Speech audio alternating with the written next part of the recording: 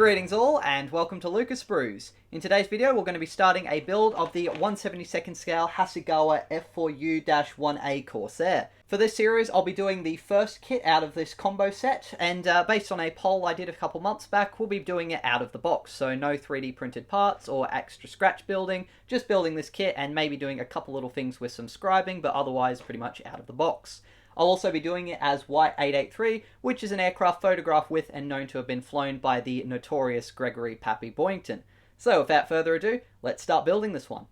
To start with, I gave all of the parts a wash in some warm soapy water to remove any oil or residue from the moulding process, and then I began to remove the kit's cockpit floor, seat, instrument panel, fuselage halves and joystick from the sprues using my side cutters. There are two very annoying antennas to be aware of that are moulded to the right fuselage and tail, which I would have to get fixed several times as they are very fragile and often came off when they got in the way.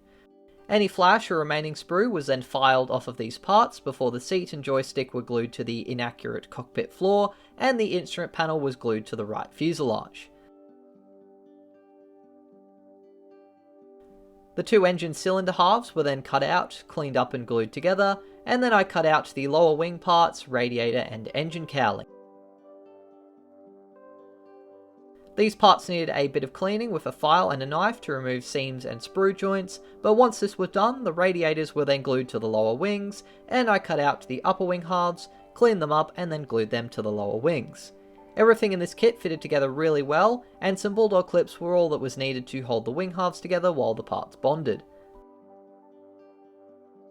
While the wing parts dried, I mixed up 5 drops of Vallejo acrylic flow improver with 4 drops of Vallejo gloss black primer, and sprayed this in the fuselage halves, cockpit, engines, and the cowling to prepare them for painting. The primer was given 12 hours to fully cure before I then sprayed the cockpit and fuselage walls with Vallejo Model Air 71010 interior green, and the inside of the engine cowling with Model Air 71121 light gull grey. Both of these colours were thinned with Vallejo acrylic flow improver to a ratio of roughly 1 part flow improver to 1 part paint.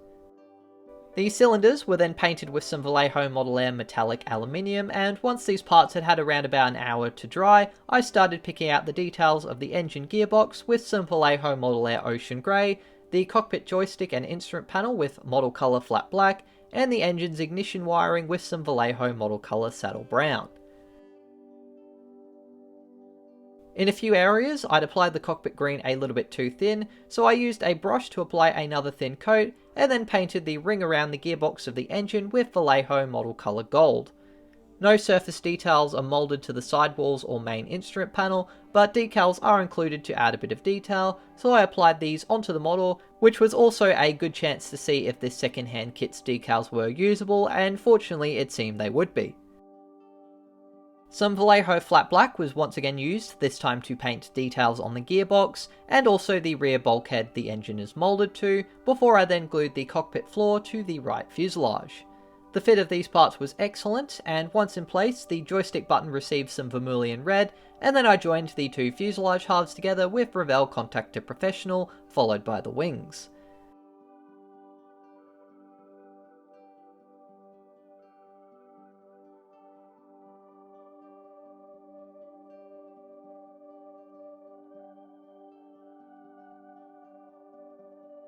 To fill in the seam lines and add some additional strength to the kit, I then ran some Tamiya extra thin cement with its applicator along all of the seam lines between these parts. While those parts bonded, I cut out the horizontal stabilizers along with the main landing gear struts and tail wheel and landing gear doors, and once they were cut out, I carefully cleaned them up with a file to remove any sprue attachments and noticeable seams.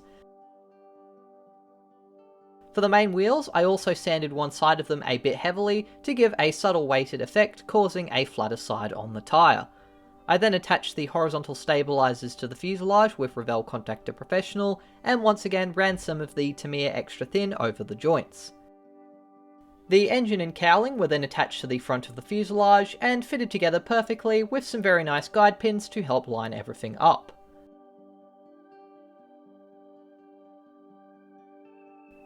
The propeller required a fair bit of cleanup using a fine file to sand away the seam lines, but before adding it and the wheels to the aircraft, I first decided to rescore all of the kit's raised panel lines using a scribing tool and some SMS clear tape. I mainly used a Tamiya scribing tool for this, but for some of the harder spots I also used an AK Interactive scriber, and along the fuselage I also used my knife.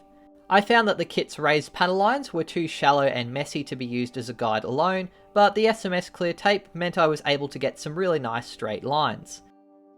I did however find that the tape loses its adhesiveness after only 3 or 4 panel lines, which was annoying, and it struggled a bit on the Corsair's curved fuselage. Next time I would also probably do the scribing of the kit before assembling it, just to make it a little bit easier. Once all the panel lines had been scribed, I then ran some Tamiya Extra Thin over all of the scored panels to soften them up a bit and make the effect more subtle. I probably also could have filled them in a tiny bit with some Vallejo water-based putty, but I was still pretty pleased with the results I'd achieved, and they were definitely a lot cleaner than my previous attempts at scoring panels.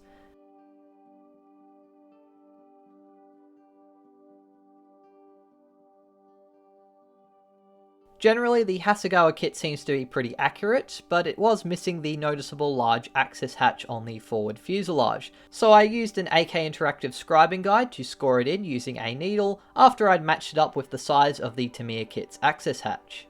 The hatch was then made deeper using the AK Interactive scriber, and once again neatened up with some Tamiya Extra Thin.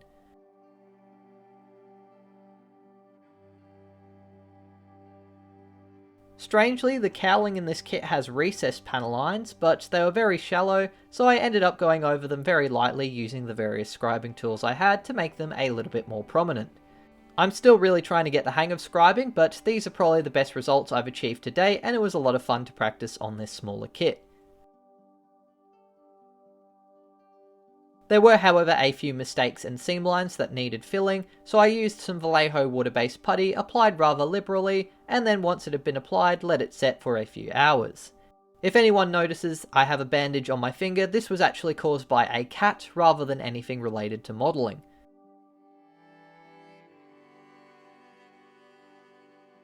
Once it had dried, I then sanded away the excess putty using gradually finer sandpaper until I finished off with 2000 grit to make everything smooth.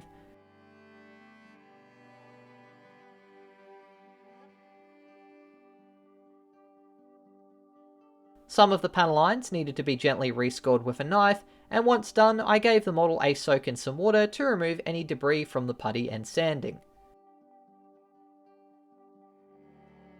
With the fuselage cleaned up, I then attached the tail wheel followed by the main landing gear struts, which are really nice and solid.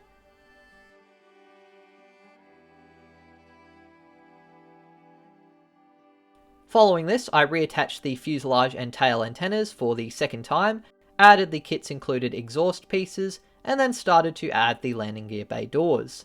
The entire landing gear is very solid and nicely detailed, and it goes together very easily.